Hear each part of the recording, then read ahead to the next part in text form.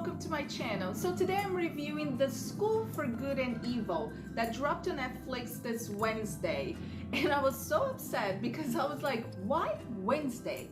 For a movie this big, with such a big cast, I would think they would drop it on a Friday or a Saturday, but no, I checked my Netflix and Wednesday, poof, it was there. This film, it's based on a fantasy book series. I haven't read the book, so I can't judge the movie based on its adaptation, but we follow two best friends, Agatha and Sophie. Each of them is dropped in one of the schools. So Agatha, she gets dropped in the school of good, and then Sophie in the school of evil. But Sophie really wants to go to the school of good. And Agatha, she's trying desperately to get the two of them back home. And the way to do it, they find out, is that they need to get a true love's kiss. Somehow they figure out that a true love's kiss is going to be between Sophie and Tedros, who, by the way, is the son of King Arthur. From the beginning of the movie, it was pretty obvious that the true love's kiss was going to be between Agatha and Sophie. Even at the end of the movie, they say, there's no truer love than the love between two best friends. It felt like such a ripoff of Maleficent, because remember Maleficent, the true love's kiss, it wasn't Aurora and Prince Philip, it was Maleficent, Angelina Jolie, and Aurora. And I don't know who's ripping off who, because I think the books came out between 2013 and 2020, and Maleficent came out in 2014. I thought the opening scene of the movie where the two brothers are having this magical fight, I really liked the special effects, the choreography, it was all very well done, and it got me hooked right off the bat, which was good because when I looked at the length, the movie's about 2.5 hours. But I'm sorry to inform that after the first act, the movie lost me. I didn't think any of the characters, leading or supporting characters, were that interesting to me. I did not care about any of them. There was no depth to them.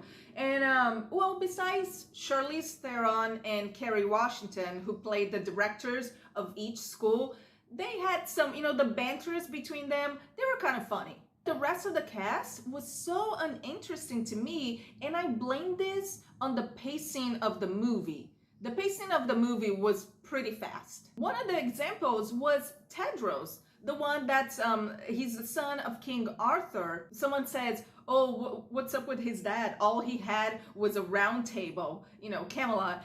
And then when Agatha and Sophie are talking, Agatha tells Sophie that his dad, King Arthur, died of a broken heart because he fell in love with Guinevere just for her looks, and then she went on and cheated on King Arthur with Lancelot, and now Tedros won someone that's more than just looks. But just his story right there, there was so much we could do with it, but once again, with the pacing of the movie, Tedros was just like a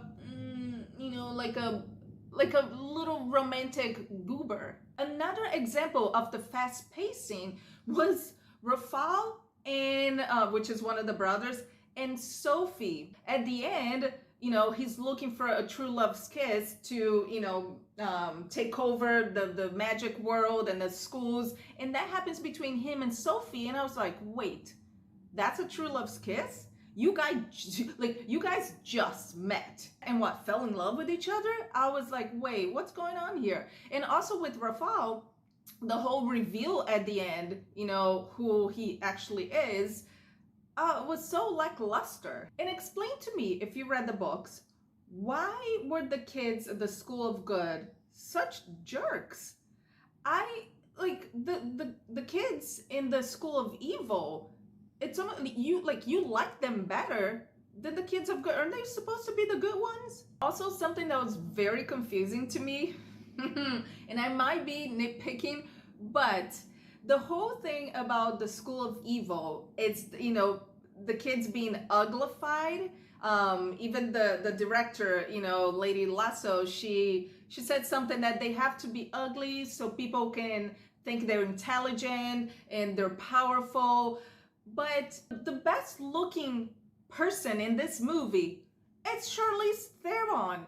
It like they couldn't give her, a big nose or a mole, monster-fied her, her movie Monster. I think what I liked the most about the movie was the costume design and the production design. Everything was so beautiful and colorful, and even in the School of Evil, everything was so beautiful too, but in a dark gothic way. When I was watching the credits roll, oh, it was so beautiful with the leaves, the flowers, everything was like purple-ish, and you see all the characters. It was almost like a mini music video, which really, if you watch the credits, you know what I mean. On the other hand, what I disliked the most was probably hair and makeup. Oh my gosh, Sophie. What's up with that wig? What a horrible wig bob that they gave her. It doesn't even move. And her eyebrows too didn't match. They were like this thick. She's supposed to be the princess type, and they gave her that horrible wig.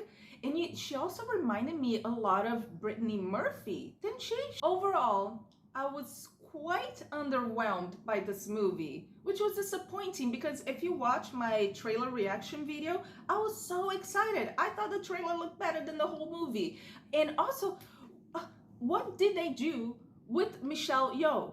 Nothing. They gave her nothing. If you watch my trailer reaction, I was so excited when I saw her.